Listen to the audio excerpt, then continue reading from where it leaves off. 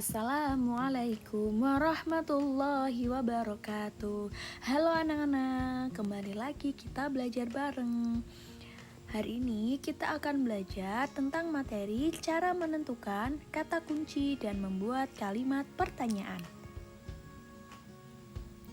Tujuan kita mempelajari materi ini tuh apa sih? Ya benar, yang pertama, murid diharapkan dapat menentukan kata kunci pada sebuah paragraf. Tujuan pembelajaran yang kedua yaitu murid diharapkan dapat membuat kalimatnya berdasarkan teks wacana. Yuk kita langsung saja belajar bagaimana cara menentukan kata kunci itu. Ya, yang pertama, kata kunci itu apa ya? Ada yang tahu? Ya, benar, kata kunci merupakan hal yang utama dan biasanya dimuat dalam ide pokok sebuah paragraf. Lalu bagaimana cara menentukan kata kunci dalam sebuah paragraf? Yang pertama, carilah ide pokok paragraf. Di dalam ide pokok paragraf biasanya memuat kata kunci karena merupakan kalimat utama di dalam sebuah paragraf. Langkah yang kedua yaitu carilah sebuah kata pada ide pokok yang diulang-ulang beberapa kali dalam setiap kalimat. Dan untuk bahan pertimbangan yaitu kata kunci biasanya mendapat pengganti di kalimat lain. Bagaimana sih caranya? Yuk kita simak contoh berikut. Di sini ada sebuah paragraf. Kita baca bersama-sama ya. Selintas, asap rokok terlihat tidak berbahaya karena berada di udara dan akan dibawa oleh angin. Akan tetapi, tahukah kamu bahwa asap rokok sangatlah berbahaya bagi kita? Apakah kalian tahu bahwa dalam asap rokok terdapat kandungan zat-zat yang berbahaya, seperti nikotin, fenol, stadium, dan lain sebagainya? Zat-zat tersebut dapat mematikan. Hal yang harus kita lakukan yang pertama adalah menentukan kalimat utama. Kalimat utamanya di sini adalah pada kalimat yang pertama. Kenapa seperti itu? Karena pada kalimat kedua dan kalimat selanjutnya merupakan kalimat penjelas. Jadi kalimat utamanya adalah selintas asap rokok terlihat tidak berbahaya karena berada di udara dan akan dibawa oleh angin.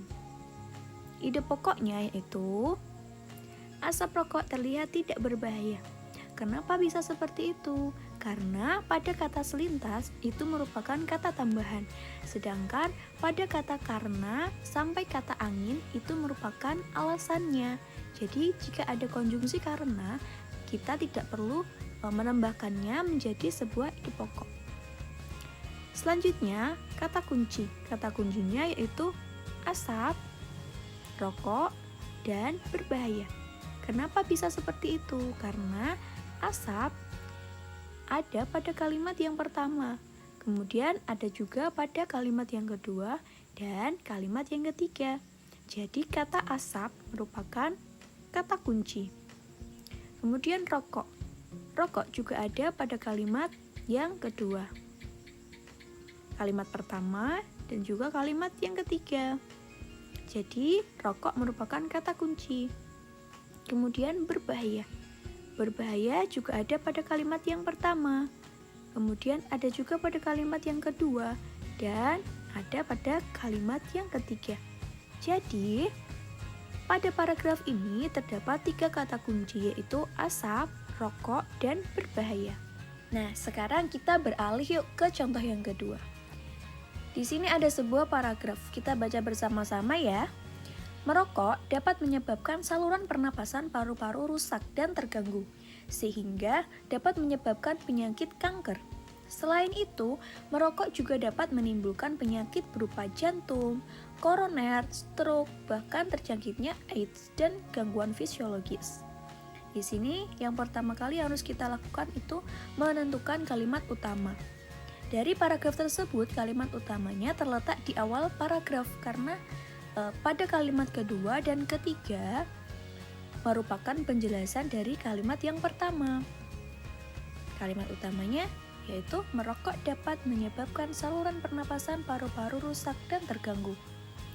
Setelah itu kita harus menentukan ide pokoknya. Kira-kira ide pokoknya apa ya? Ya, ide pokoknya sama dengan kalimat utama, karena pada kalimat utama tidak ada konjungsi karena. Setelah itu, kita harus menentukan kata kunci. Kata kunci dalam paragraf ini yaitu merokok. Karena apa? Karena kata merokok ada dalam paragraf kalimat pertama. Kemudian ada juga pada kalimat kedua. Sedangkan kata yang lain seperti saluran hanya ada pada kalimat pertama. Kemudian pernapasan juga hanya ada pada kalimat pertama. Kemudian paru-paru juga hanya ada pada kalimat pertama. Rusak dan terganggu. Itu juga hanya ada pada kalimat pertama. Sehingga kata kunci pada paragraf ini adalah merokok. Bagaimana? Sudah bisa caranya menentukan kata kunci? Oke, bagus.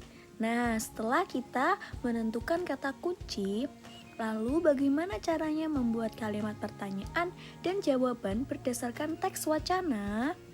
Nah, cara yang pertama yaitu carilah sebuah kalimat dalam paragraf tersebut yang di dalamnya terdapat kata kunci.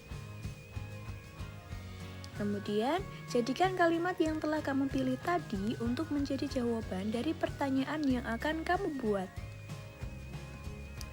Langkah yang ketiga yaitu buatlah pertanyaan. Diawali dengan kata tanya yang sesuai dengan jawaban itu. Langsung saja kita simak bagaimana cara membuat kalimat pertanyaan berdasarkan kata kunci dalam teks wacana. Nah, misalnya di sini kata kuncinya merokok. Nah, kata merokok ini pasti ada dalam sebuah paragraf yang akan kita jadikan jawaban dari pertanyaan yang akan kita buat. Yang pertama yaitu kita harus menentukan sebuah kalimat yang akan kita jadikan jawaban. Di sini harus ada kata merokok karena kata kuncinya merokok. Jadi misalnya kita pilih kalimat yang pertama ini yang berwarna merah. Merokok dapat menyebabkan saluran pernapasan paru-paru rusak dan terganggu. Nah, itu kita klasifikasikan sebagai jawaban. Setelah kita mendapatkan jawaban, selanjutnya kita menentukan kalimat tanya. Nah, kalimat tanya yang tepat untuk jawaban ini yaitu apakah akibat dari merokok? Jawabannya, merokok dapat menyebabkan saluran pernapasan paru-paru rusak dan terganggu. Seperti itu ya. Contoh yang kedua, misalnya di sini ada kata kunci rokok. Nah, terlebih dahulu kita harus menentukan kalimat yang akan kita jadikan jawaban. Misalnya rokok. Di sini pada kalimat ketiga yaitu apakah kalian tahu bahwa dalam asap rokok terdapat kandungan zat-zat yang berbahaya. Nah, di sini kita pilih kalimat terdapat kandungan zat-zat yang berbahaya sebagai jawabannya. Langkah selanjutnya yaitu kalimat tanya. Kita harus menentukan kalimat tanya yang pas untuk jawaban ini. Nah, jawabannya karena terdapat kandungan zat-zat yang berbahaya. Jadi, kalau jawabannya karena, kalimat tanyanya yaitu mengapa? Mengapa asap rokok berbahaya bagi tubuh kita? Jawabannya karena terdapat kandungan zat-zat yang berbahaya. Gitu. Mudah sekali ya anak-anak. Jadi, anak-anak bisa mempraktekannya di rumah. Semoga bermanfaat. Wassalamualaikum warahmatullahi wabarakatuh.